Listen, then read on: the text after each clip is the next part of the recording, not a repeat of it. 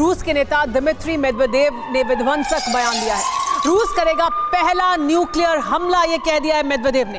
पहला परमाणु हमला नहीं करने का नियम तोड़ने को तैयार है रूस। तीसरे विश्व युद्ध के कगार पर है दुनिया, ये कहना है मेदवेदेव का। पुतिन न्यूक्लियर बटन दबाने के लिए पूरी तरह से तैयार हैं। ये बड़ा बयान है जो रूस की तरफ से दिया गया है। मेदवेदेव का कहना है कि रूस पहला हमला कर सकता है, पूरी तरह से तैयार है पुतिन। जहां एक तरफ रूस एटम बम की जुबानी जंग लड़ रहा है, तो वहीं दूसरी तरफ यूक्रेन ने रूस के खिलाफ काउंटर ऑफेंसिव प्लान भी तैयार कर लिया है।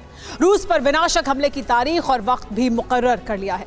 वो तारीख है 30 अप्रैल, यानी अब से करीब 120 घंटे के बाद रूस के खिलाफ ऑपरेशन डेजर्ट स्टॉर्म लॉन्च होने वाला है, जिसका मतलब है भीषण तबाही। आखिर कैसे, देखिए इस रिपोर्ट में। 120 घंटों बाद यूक्रेन की सरजमी से ऐसा विनाशक प्रहार होगा जो रूस के कोने कोने को दहला देगा, तबाही मचा देगा।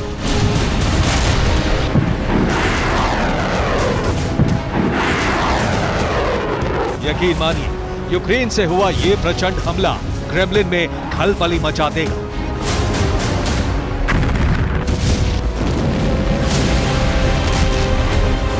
क्योंकि 14 महीने बाद यूक्रेन ने सबसे बड़े पलटवार का ऐलान किया है। दावा यह भी किया गया है कि 30 अप्रैल को रूस की धरती बारूदी कोहराम से थर्रा उठेगी।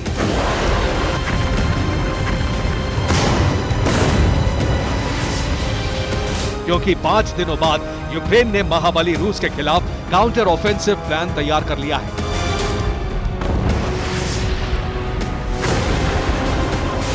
जो बेहद ही विध्वंसक और विनाशकारी है। आखिर कैसे, ये भी जान लीजिए।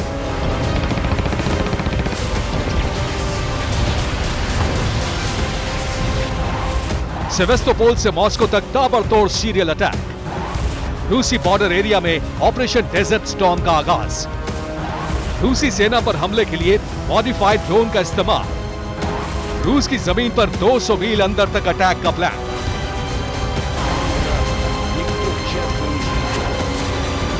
अब तक रूस की तरफ से यूक्रेन पर एटमी अटैक की वार्निंग दी जा रही थी। क्रेमलिन से परमाणु युद्ध की भविष्यवाणी की जा रही थी। यूक्रेन ही नहीं बल्कि यूरोप के संपूर्ण विनाश की चेतावनी जारी की जा रही थी।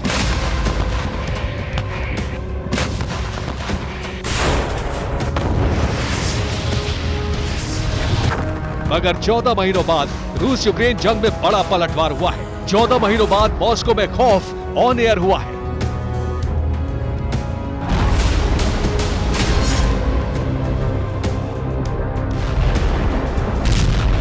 क्योंकि 14 महीनों से जारी जंग में पहली बार यूक्रेन आक्रामक मोड में आया है। पहली बार यूक्रेन ने रूस पर धावा बोलने का प्लान बनाया है।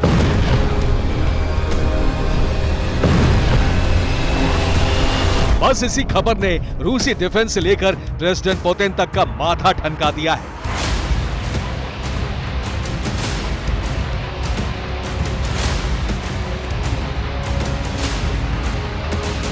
आपको बता दें कि भले ही 30 अप्रैल आने में चंद दिनों का वक्त बचा हो, मगर यूक्रेन ने रूस के खिलाफ काउंटर ऑफेंसिव प्लान को पहले से ही एक्टिव कर दिया है और इसके सबूत सेवेस्तोपोल से मॉस्को तक दिखाई दे रहे हैं।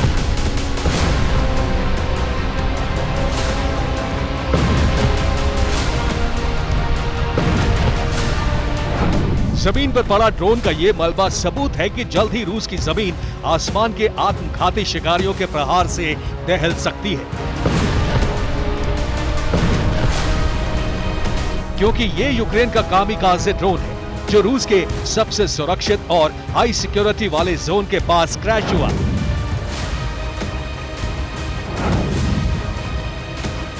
जानते हैं वो इलाका कौन सा है?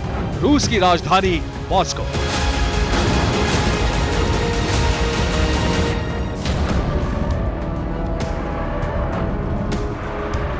जी हां, रूसी कैपिटल मॉस्को के बेहद करीब यूक्रेन के कामिकाज़े ड्रोन का मलबा मिला। लेकिन इस ड्रोन को रूसी सेना ने तबाह नहीं किया, बल्कि ये अटैक ड्रोन खुद ब खुद क्रैश होकर जमीन पर गिरा।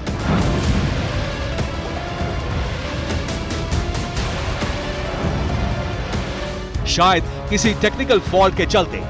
मगर हैरान करने वाली बात यह है कि मॉस्को के पास क्रैश हुआ यूक्रेनी ड्रोन करीब 17 किलो विस्फोटक से लैस था। बोगोरोडस्क मॉस्को का बाहरी इलाका है और मलबा यूक्रेन के UJ-22 ड्रोन का है।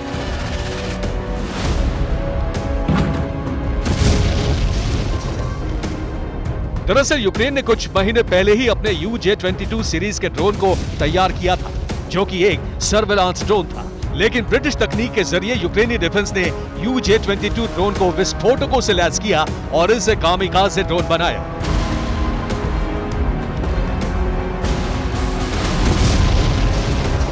ऐसे में अगर 17 किलो विस्फोटक के साथ ये ड्रोन अपने टारगेट को हिट करता तो भीषण तबाही मच सकती थी, क्योंकि यूक्रेन के UJ-22 ड्रोन में C4 प्लास्टिक विस्फोटक का इस्तेमाल किया जाता है, जो किसी बड़ी इमारत को पलक झपकते ही तबाह कर सकता है।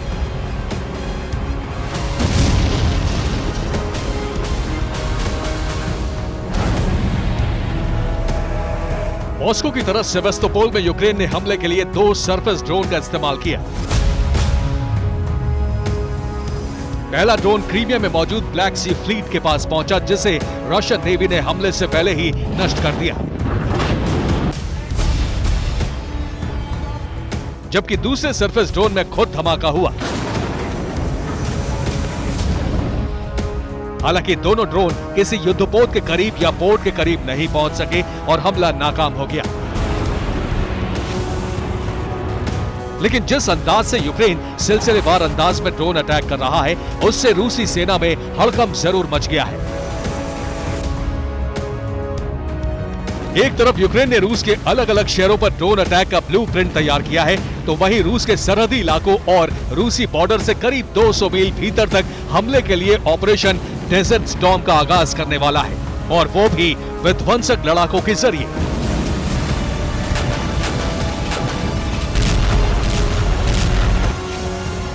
दरअसल यूक्रेन को पश्चिमी देशों से जिन टैंकों की खेप मिली है, उन्हीं टैंकों के जरिए यूक्रेनी डिफेंस रूसी जमीन के 200 मील अंदर तक हमला करेगा।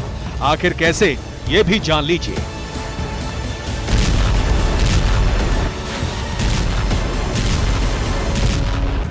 कीव से चैलेंजर 2, लेपर्ड 2 और M1 अब्राम्स टैंक की पूरी फौज बाखमुत और खेरसोन तक पहुंचाई जाएगी, और इन्हीं 2 पॉइंट से यूक्रेनी डिफेंस वेस्ट से मिले टैंकों के जरिए धावा बोलेगा। ऑपरेशन डेजर्ट स्टॉर्म के जरिए यूक्रेनी सेना रूसी कब्जे वाले इलाकों में ताबड़तोड़ गोला बारूद बरसाएगी, ताकि जल्द से जल्द बाखमुत, खेरसोन और डोनेट्स्क से रूसी सेना पीछे हटे, और इसके बाद यूक्रेन की टैंक ब्रिगेड रूस के बॉर्डर की तरफ कूच करेगी।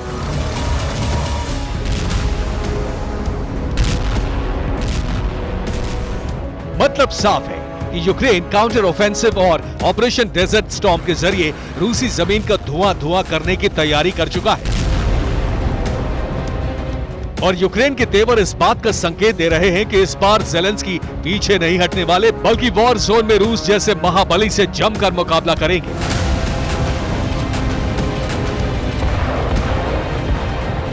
हालांकि यूक्रेन अमेरिका और नेटो पर दबाव बढ़ाने के लिए रूस ने बाल्टिक सागर से जापान सागर तक वॉर एक्सरसाइज की है। रूस की तरफ से दुश्मनों के विनाश की चेतावनियां भी सामने आ रही हैं, मगर 2023 में विस्फोटक जंग की तैयारी हो चुकी है। Bureau report, TV9 Bharatvarsh. इस वक्त की बड़ी खबर, खेरसोन में रूसी सेना का बड़ा हमला। रूस ने घातक फादर ऑफ ऑल बॉम्ब 500 से किया है अटैक। हमले के बाद दिखा बड़ा विस्फोट। यूक्रेन आर्मी का 73rd MTR सेंटर पूरी तरह से तबाह हो गया है। धमाके और तबाही की तस्वीर ड्रोन कैमरे में कैसे कैद हुई, आप भी देखिए। अमेरिका और यूक्रेन मिलकर प्लान तैयार करें। यूक्रेन सैनिक जुटाए और अमेरिका हथियारों की हर डिमांड पूरी करे। तारीख तय करके रूस की जमीन पर प्रहार हो और पुतिन तमाशा देखते रहे। रशियन नागरिकों का खून बहे, रूस को नुकसान उठाना पड़े और पुतिन बस देखते रहे। ऐसा हो ही नहीं सकता। फिर 30 अप्रैल का रिएक्शन क्या होगा? रूस पर बड़े प्रहार की जो तैयारियां की गई हैं, क्या वो अमेरिका और रूस की डायरेक्ट जंग की वजह बनेगा? रिपोर्ट्स के मुताबिक हालात ऐसे ही बन रहे हैं, क्योंकि अगर रूस को ज्यादा बड़ा नुकसान हुआ तो सिर्फ यूक्रेन नहीं, बल्कि यूक्रेन को हथियार देने वालों को भी पुतिन सबक सिखा सकते हैं। जवाब की ऐसी तैयारी कि 30 अप्रैल 2023 को सदियों तक भुलाया ना जा सके।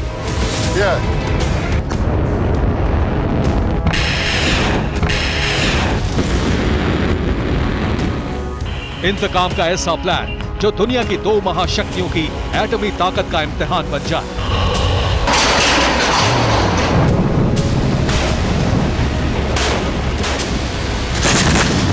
ऐसा संग्राम जिसमें यूक्रेन में आए तमाम हथियारों की हैसियत दिवाली के पटाखों जैसी रह जाए।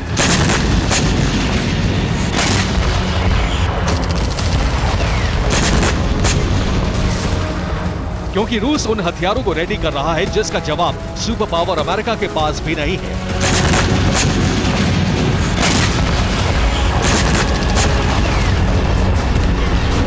समंदर में रूस एक बार फिर अपने ज़िरकॉन मिसाइलों का टेस्ट करेगा।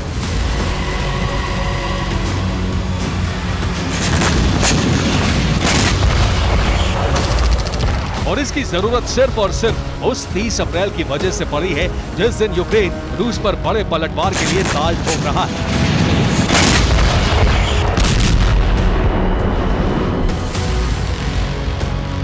ये वही ज़िरकॉन मिसाइल है। ये missile sea to surface launch के लिए तैनात हो चुकी है। ये मिसाइल 200 किलोटन न्यूक्लियर वॉरहेड ढोने में सक्षम है।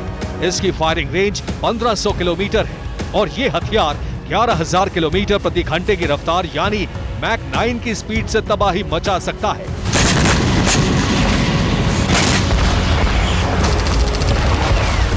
यानी अमेरिका के आसपास किसी भी समुद्र में तैनात रूसी पनडुब्बी या मिसाइल कैरियर 1500 किलोमीटर की दूरी से भी अमेरिका पर अटैक कर सकते हैं और इस हथियार को रोकने की क्षमता अमेरिका के पास नहीं है।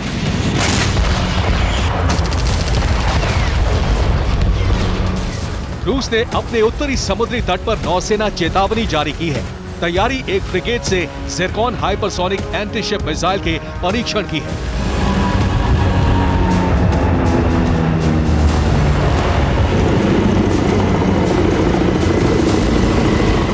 रूस का अभ्यास 25 से 29 अप्रैल तक चलेगा। रशियन नेवी मिसाइल से प्रहार का अभ्यास करेगी। रूस से दूर मौजूद दुश्मनों पर हमले की प्रैक्टिस होगी। समुद्र से एटमी प्रहार का अभ्यास भी किया जाएगा।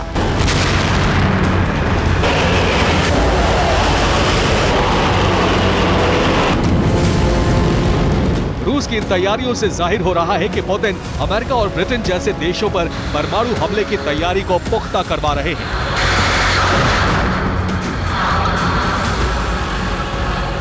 वजह 30 अप्रैल है। यूक्रेन को हथियारों की सप्लाई की जा रही है। पुतिन ने पश्चिमी देशों को अब जितनी चेतावनी दी थी उसे अनसुना कर दिया गया है। आपको याद दिला देते हैं कि रूस ने किन हालातों में परमाणु हमले की धमकी दी थी। यूक्रेन को फाइटर जेट देना, यूक्रेन को लॉन्ग रेंज वेपन देना, रूस की जमीन पर प्रहार करने में सक्षम बनाना, टैंक से यूरेनियम शेल का इस्तेमाल, क्रीमिया पर हमला करने की सूरत में।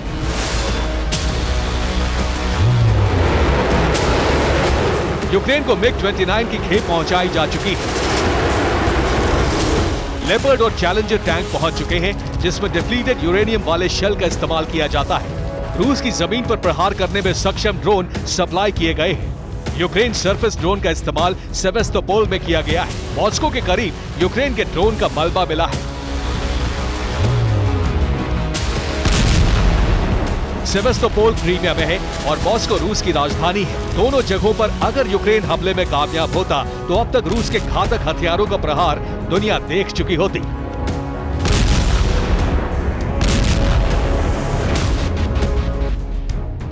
यूक्रेन की तरफ से एक और जरूरत हुई है और वो यूक्रेन के सैनिकों का नीपर नदी पार करना।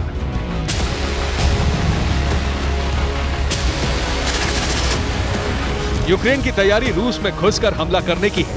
यूक्रेन हमले के लिए अमेरिकी हथियारों का इस्तेमाल करेगा। रूस में हमले का जवाब यूक्रेन से लेकर अमेरिका तक को दिया जा सकता है।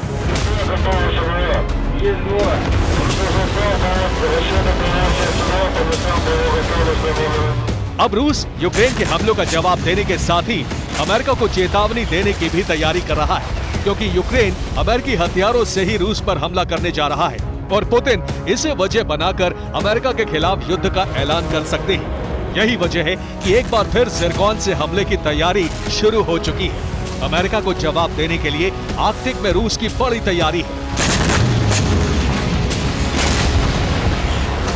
रूसी नेवी का सबसे बड़ा फ्लीट नॉर्दर्न फ्लीट है।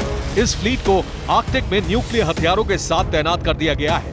इस फ्लीट में रूस के सबसे घातक नेवी वेपन्स हैं।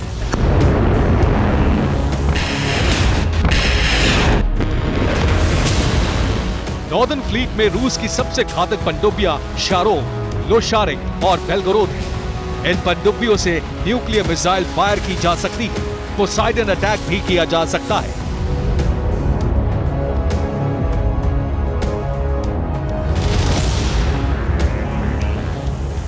एडमिरल गोर्शकोव भी नॉर्दर्न फ्लीट का हिस्सा है और इससे हाइपरसोनिक मिसाइल जिरकॉन का टेस्ट फायर पहले ही किया जा चुका है।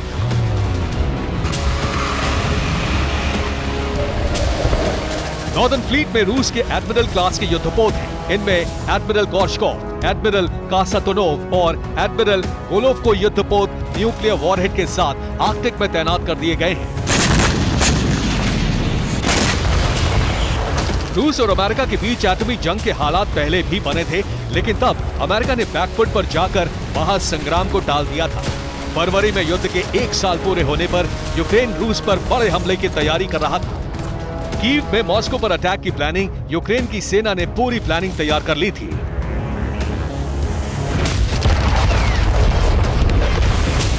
चौबीस फरवरी को मॉस्को में अटैक का प्लान था। ब्लैक सी के रास्ते से भी हमले की योजना थी। यूक्रेन टीएनटी विस्फोटक का इस्तेमाल करता। यूक्रेन के प्लान की जानकारी अमेरिका को मिली। अमेरिका ने यूक्रेन के हमले को रुकवा दिया।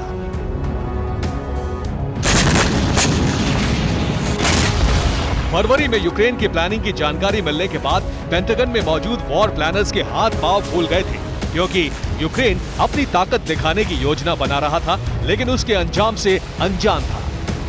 अमेरिकी ऑफिसर्स ने अंदाजा लगा लिया था कि मॉस्को या ब्लैक सी में बड़े हमले का अंजाम अमेरिका और रूस के बीच परमाणु युद्ध हो सकता है। यही वजह है कि अमेरिका ने यूक्रेन को हमला करने से रोक दिया।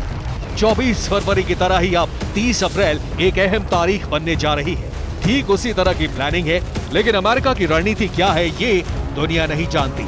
सवाल है कि क्या अब बाइडेन भी आर पार के मूड में है, या फिर यूक्रेन को रूस के भीतर हमले से रोका जाएगा और यूक्रेन सिर्फ अपनी जमीन खाली कराने की जंग लड़ेगा। Bureau report, TV9 Bharatvarsh. Bakhmut में यूक्रेन आर्मी का विध्वंसक हमले में रूसी सेना की पोस्ट को तबाह कर दिया गया। रूसी पोस्ट पर दिखा जबरदस्त धमाका। हमले में रूस के कई सैनिक मारे जाने का दावा भी किया जा रहा है।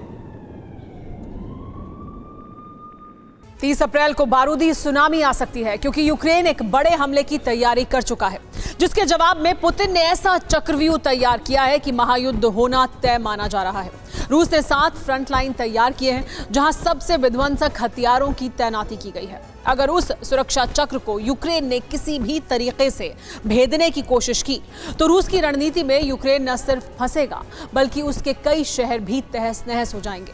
इस एक्सक्लूसिव रिपोर्ट के जरिए जानिए रूस के वो 7 फ्रंट लाइन कौन से हैं, जहां से पुतिन सबसे बड़ा पलटवार कर सकते हैं। रूस का चक्रव्यूह तैयार, यूक्रेन पर होगा भयंकर वार।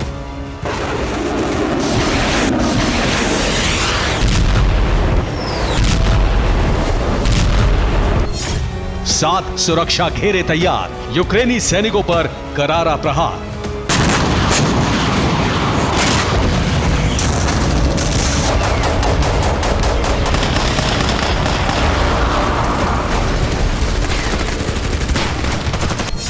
तीस अप्रैल को बारूदी सुनामी, होगी महायुद्ध की मुनादी।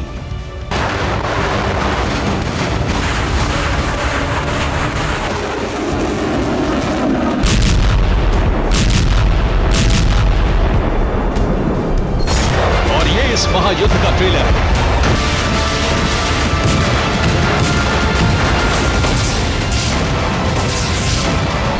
ज़ेपोरिज़िया की तरफ बढ़ती यूक्रेनी बोट के परखच्चे रूस के ड्रोन ने उड़ा दिए।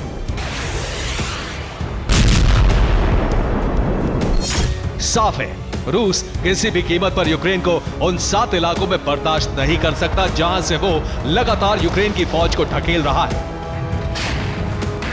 जबकि यूक्रेन का मंसूबा है कि वो रूस को वहां से खदेड़ दे। इसलिए 30 अप्रैल को यूक्रेन अभी तक का सबसे बड़ा अटैक करने वाला है।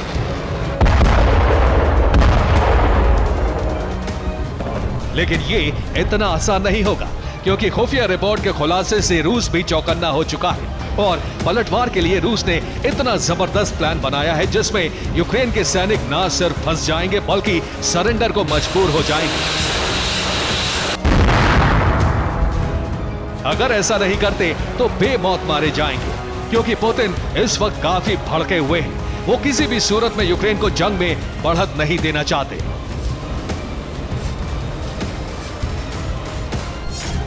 यही वजह है कि उन तमाम इलाकों में फोर्स का डिप्लॉयमेंट बढ़ा दिया गया है। आसमान से निगरानी रखी जा रही है। टैंकों को बॉर्डर वाले इलाकों में तैनात कर दिया गया है। इतना ही नहीं, क्रूज मिसाइलों को अलर्ट मोड पर रख दिया गया है। और ये सब कुछ एक बड़े प्लान के तहत किया जा रहा है। रूस ने उन 7 इलाकों को चुना है जहां यूक्रेन सबसे पहले अटैक कर सकता है, जबकि रूस उन इलाकों पर कब्जा करना चाहता है।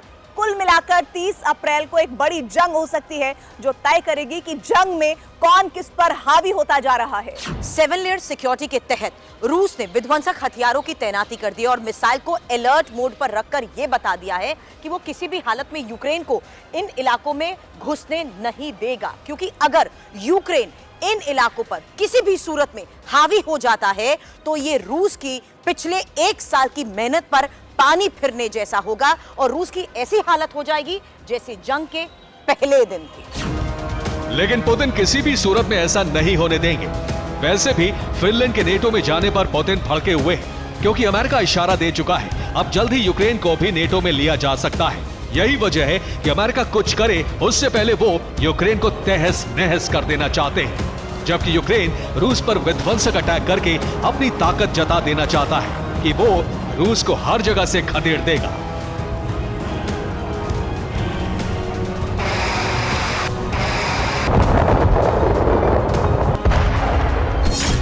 यूक्रेन की चाल के बारे में रूस समझ चुका है, इसलिए 7 फ्रंट लाइन पर ऑफेंसिव मोड में आ चुका है। Institute for the study of war यानी ISW की एक रिपोर्ट के मुताबिक रूस जिन इलाकों में यूक्रेन पर जबरदस्त पलटवार करेगा वो वही इलाके हैं जहां रूस पिछले 1 साल से कब्जे की स्थिति में है। वहां से यूक्रेनी सैनिकों को लगातार खदेड़ रहा है। अब उन्हीं इलाकों को फ्रंट लाइन में तैयार कर दिया है। Front line 1 Kupiansk, front line 2 Luhansk, front line 3 Bakhmut, front line 4 Avdiivka, front line 5 Donetsk city, front line 6 western Donetsk, front line 7 eastern Zaporizhzhia. ISW की स्टडी में यह बात सामने आई है कि रूस ने 7 इलाकों को ऐसी अभेद्य दीवार बना दिया है जहां से यूक्रेनी सैनिकों को गेटवे नहीं मिल पाएगा। अगर यूक्रेनी सैनिक किसी तरह से उन इलाकों तक पहुंच भी जाते हैं तो रूस ने काउंटर अटैक की भी तैयारी की हुई है।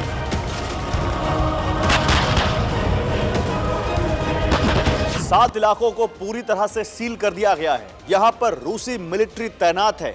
अगर परिंदा भी यहां पर पर मारेगा तो रूसी सैनिक उसे छोड़ेंगे नहीं। ऐसे में अगर यूक्रेन काउंटर अटैक का प्लान करता है तो उसे रूस के काउंटर अटैक का सामना करना पड़ेगा। हालांकि फ्रंट लाइन सिर्फ 7 इलाकों में ही तैयार की गई है, जबकि रूस के सैनिक दूसरे इलाकों में भी एक्टिव हैं। वेस्टर्न ज़ेपोरिजिया और खेरसों, ये वो इलाके हैं जहां पिछले हफ्ते भी यूक्रेन के सैनिकों को खदेड़ा गया था। और रूस ऐसे इलाकों को WMD यानी वेस्टर्न मिलिट्री डिस्ट्रिक्ट कहता है। ये वो इलाके हैं जहां रूस का बहुत हद तक कब्जा। खेरसोन के अलावा खार्किव और लुहांस्क ओब्लास्ट में वेस्टर्न मिलिट्री डिस्ट्रिक्ट की 2nd मोटर राइफल डिवीजन पहले से मौजूद है, यानी जरूरत पड़ने पर फ्रंट लाइन पर इन इलाकों से भी सैनिकों का डिप्लॉयमेंट किया जा सकता है।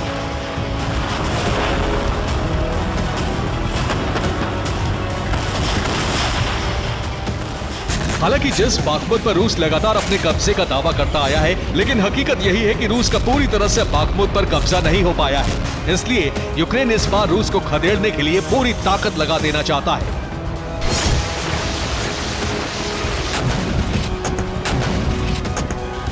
पिछले 4 महीनों में यूक्रेन ने बाखमुत और डोनेट्स्क में अटैक लगातार बढ़ाए हैं। मॉस्को को यूक्रेन को साधने के लिए वैगनर ग्रुप को इस इलाके में उतारना पड़ा।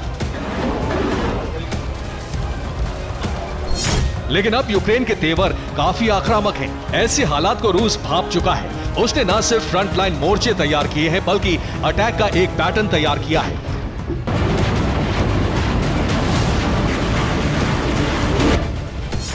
7 फ्रंट लाइन से टैंक गरजेंगे। टैंक के पीछे मोटर राइफल डिवीजन।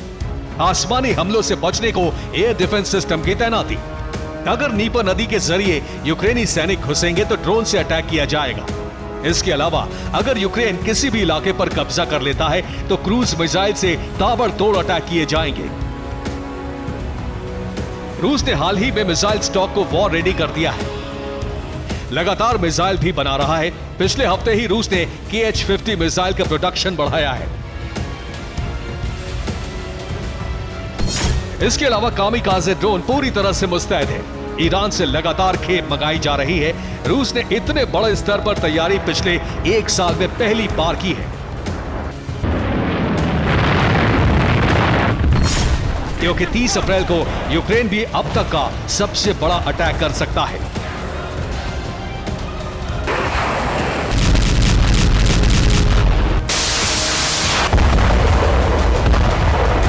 उसके पलटवार के लिए 7 मोर्चों पर फौलादी दीवार तैयार करके रूस ने इशारा दे दिया है कि वो महायुद्ध के लिए तैयार है, जिसमें इस बार यूक्रेन को तबाह करके ही दम लेगा।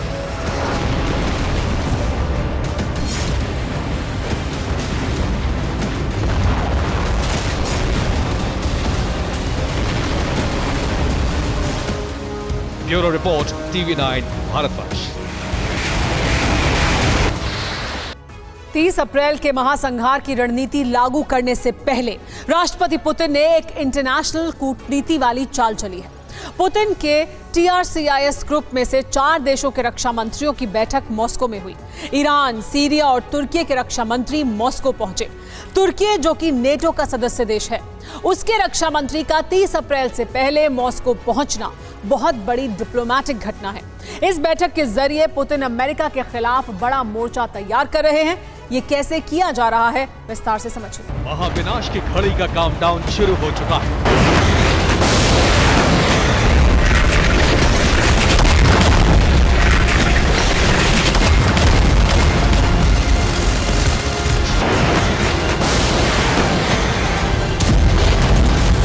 महाविनाश की तारीख 30 अप्रैल फिक्स हो चुकी है।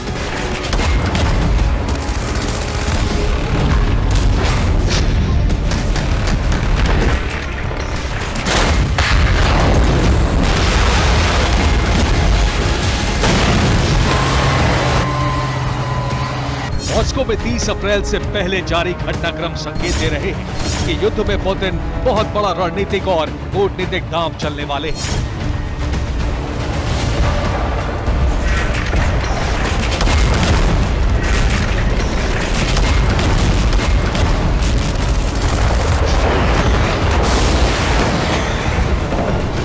यूक्रेन, पोलैंड और यूरोप के दूसरे देशों सहित अमेरिका से रूस का सीधा टकराव 100% तय माना जा रहा है। इस टकराव से पहले मॉस्को में एक रणनीतिक और कूटनीतिक मंच सजाया गया, जिसमें 5 देशों के समूह में 4 देश शामिल हुए। पुतिन के ट्रिक्स ग्रुप में 5 देश हैं। T मतलब तुर्की, R मतलब रूस, I मतलब ईरान, C मतलब चीन और S मतलब सीरिया। इन 5 देशों में से 4 देशों यानी तुर्की, रूस, ईरान और सीरिया के रक्षा मंत्रियों की बैठक मॉस्को में हुई।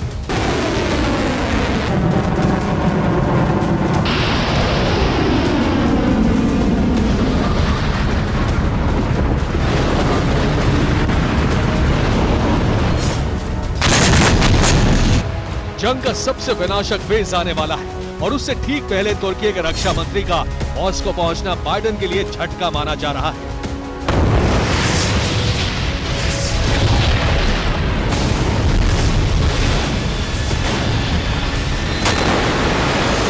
तुर्की नेटो का सदस्य देश है, लेकिन उसके रक्षा मंत्री का मॉस्को पहुंचने का मतलब है रूस के साथ सहयोग।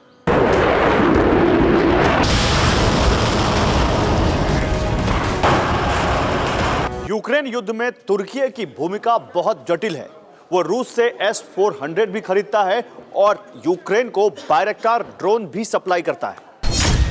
तुर्की का स्टैंड रूस के साथ भी है और अमेरिका के साथ भी। जंग में तुर्की अमेरिका के साथ दिख रहा है और रूस 30 अप्रैल से पहले इस रुख को बदलने वाली कूटनीति पर अमल कर रहा है।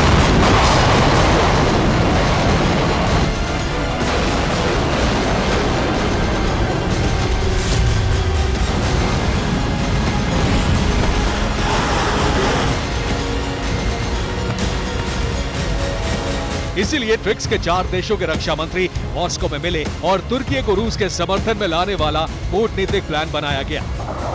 तुर्की और सीरिया का विवाद पुराना है, लेकिन अपने क्षेत्र में दोनों का स्टैंड एंटी अमेरिका है।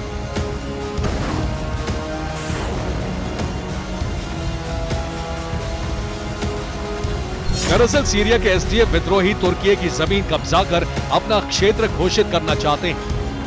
एसडीएफ के ठिकानों पर तुर्की एयर स्ट्राइक करता रहता है। एसडीएफ ग्रुप को अमेरिका का समर्थन है। सीरिया, तुर्की, ईरान और रूस सीरिया में अमेरिका का दखल नहीं चाहते, यानी सीरिया विद्रोहियों के मुद्दे पर तुर्की भी अमेरिका के खिलाफ है।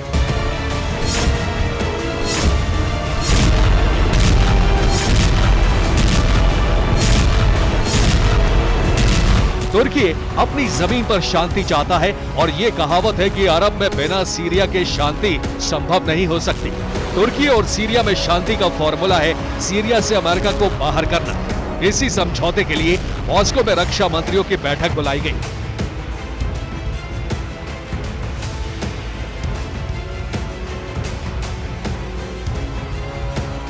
पुतिन का प्लान साफ है कि अमेरिका के खिलाफ मुस्लिम देशों को एक साथ खड़ा किया जाए। अगर सीरिया और तुर्की की दोस्ती हुई तो तुर्की यूक्रेन युद्ध में रूस का समर्थन कर सकता है।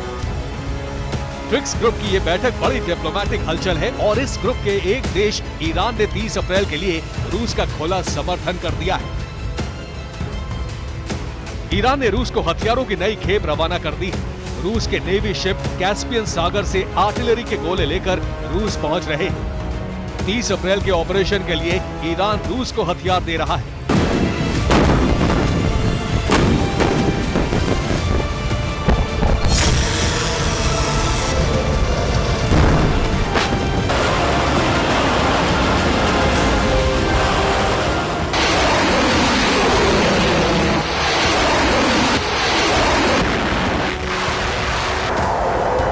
ईरान युद्ध में 3 लाख से ज्यादा आर्टिलरी शेल रूस को दे चुका है। यूक्रेन की इस जंग ने अरब में शक्ति संतुलन के समीकरण उलट कर रख दिए। अरब में अमेरिका के मुकाबले रूस मजबूत हो रहा है और मॉस्को में हुई बैठक इस बात का संकेत है कि तुर्की भी उससे दूरी बना रहा है। Bureau report, TV9 Bharatvarsh.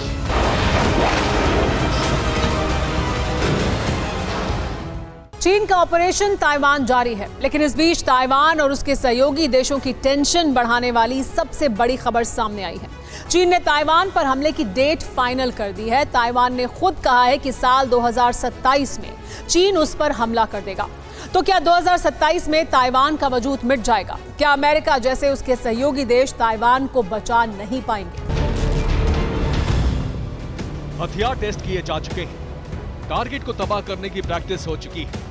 Taiwan के करीब युद्धपोत की पोजीशनिंग तय है। फाइटर जेट्स का रूट बनाया जा चुका है।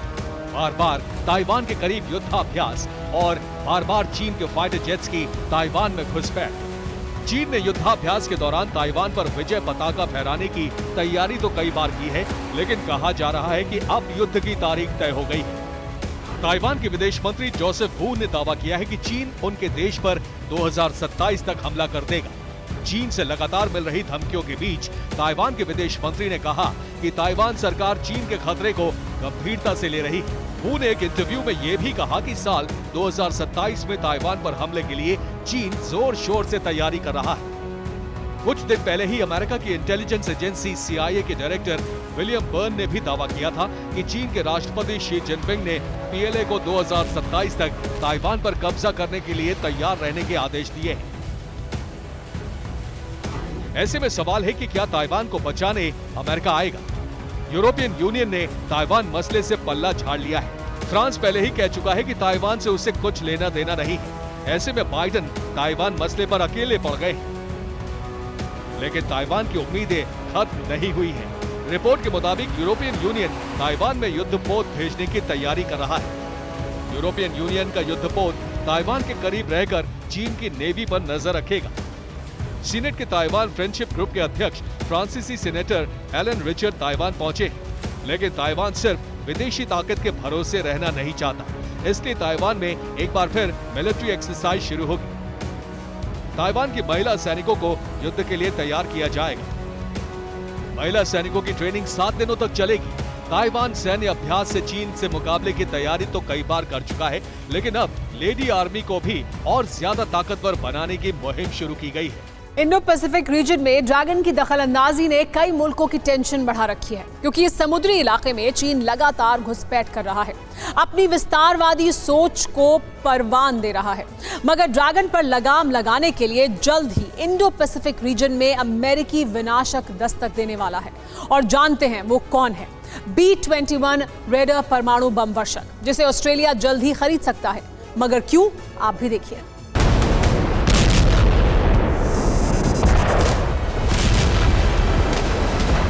2 दिसंबर 2022 को महाशक्ति अमेरिका ने अपने सबसे हाईटेक और एडवांस्ड आसमानी बॉम्बर को लॉन्च किया। पूरे तामझाम के साथ मौजूदा दौर के सबसे घातक शिकारी B-21 रेडर की पहली झलक दुनिया को दिखाई।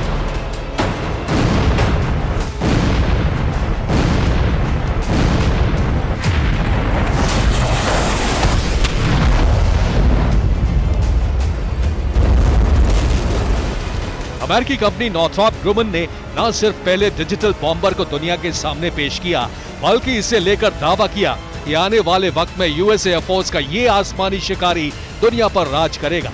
अपने हाईटेक और एडवांस अटैक स्किल से तमाम बॉम्बर्स को पीछे छोड़ देगा।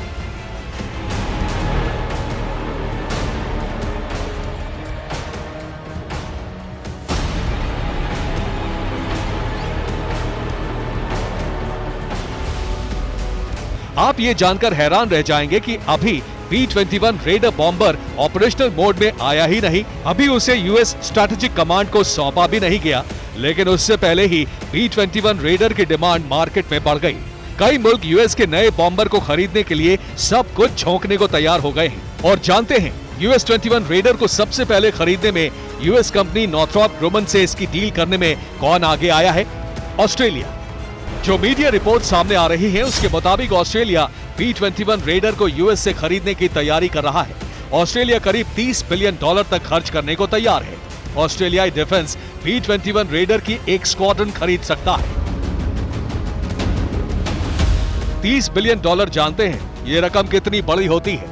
अगर हिंदुस्तानी रुपयों में आंका जाए तो ये करीब 2.5 लाख करोड़ रुपए है, जिसे ऑस्ट्रेलिया B-21 रेडर बम वर्षक खरीदने के लिए खर्च करने की तैयारी कर रहा है। हालांकि ऑस्ट्रेलियाई सरकार और डिफेंस के फैसले पर देश के अंदर विरोध भी जारी है। मीडिया रिपोर्ट्स की माने तो इतनी भारी भरकम रकम खर्च करने को लेकर ऑस्ट्रेलियाई पीएम एंथनी अल्बनीज के खिलाफ लोगों में गुस्सा भी है, लेकिन अपनी सुरक्षा के लिए ऑस्ट्रेलिया जल्द ही यूएस से B-21 रेडर की डील फाइनल कर सकता है। मौजूदा दौर के हाईटेक और विध्वंसक बॉम्बर को अपने बेड़े में शामिल कर सकता है।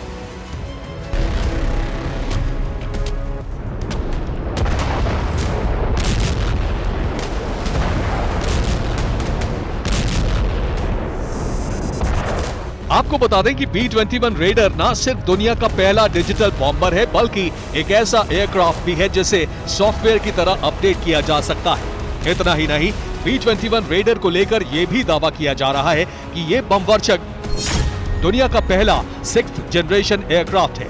B-21 को कोई भी रडार पकड़ नहीं सकता है। यह बम वर्षक परमाणु हथियार ले जाने में सक्षम है। बिना पायलट के भी यह बॉम्बर हमले कर सकता है। इस बॉम्बर में क्लाउड टेक्नोलॉजी भी लगाई गई है। इसके अलावा यह सबसे छोटे साइज का बम वर्षक है, जिसकी रफ्तार करीब 3600 किलोमीटर प्रति घंटे की है।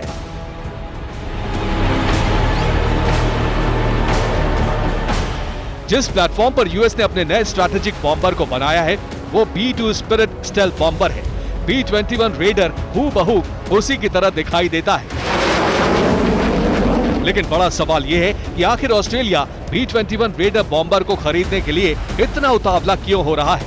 आखिर इस बम वर्षक को अपने बेड़े में शामिल करने की वजह क्या है? क्यों इस बॉम्बर की खरीद के लिए ऑस्ट्रेलियाई पीएम पानी की तरह पैसा बहाने को तैयार है? समंदर के नीचे म्यूजियम और रेत के विशाल टीलों पर महल जैसे घर, रिजॉर्ट और होटल। सुनने में ये बात महज कल्पना लग सकती है, लेकिन सऊदी अरब इसे हकीकत में बदलने जा रहा है। सऊदी अरब एक ऐसा शहर बसाने जा रहा है जहां दुनिया की हर लग्जरी मौजूद होगी।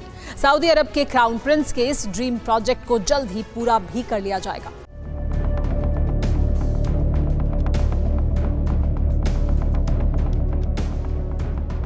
सऊदी अरब एक ऐसा शहर बसा रहा है जहां लाल सागर का वीरान द्वीप जगमगा उठेगा, जहां पानी के नीचे म्यूजियम बनेगा और रेत की टीलों पर बनेंगे रिजॉर्ट और होटल्स।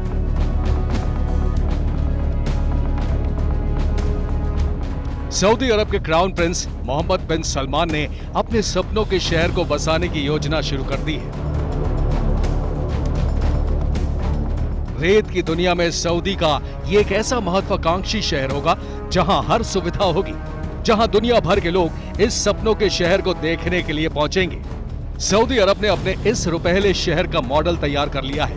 दरअसल सऊदी अरब की नियोम परियोजना क्राउन प्रिंस मोहम्मद बिन सलमान के दिमाग की उपज बताई जाती है। सऊदी अरब की नियोम परियोजना 500 अरब डॉलर की है। इसमें लाल सागर के एक उजाड़ द्वीप पर सुपर लग्जरी रिजॉर्ट बनाए जाएंगे। शुशाह द्वीप पर एक 650 फीट लंबा होटल भी बनाया जाएगा। यहाँ तक कि नए शहर में अंडर वाटर म्यूजियम भी होंगे। सऊदी का ये शहर 100% रिन्यूएबल एनर्जी से चलेगा। लाल सागर के शुशाह द्वीप पर 250 एकड़ की जगह को नए शहर के लिए चुना गया है। इस अनोखी परियोजना पर सऊदी अरब ने काम भी शुरू कर दिया है। दावा किया जा रहा है कि जब ये खूबसूरत शहर बनकर तैयार हो जाएगा तो लाल सागर के वीराने द्वीप को पहचानना भी मुश्किल हो जाएगा। बताया जा रहा है कि यहाँ विमान भी रोके जा सकेंगे। इसके लिए भी तैयारी की जा रही है। दरअसल ये द्वीप शानदार कोरल रीफ का घर है। दावा किया जा रहा है कि साल 2025 में यहाँ कोरल गार्डन को पूरा करने का लक्ष्य रखा गया है।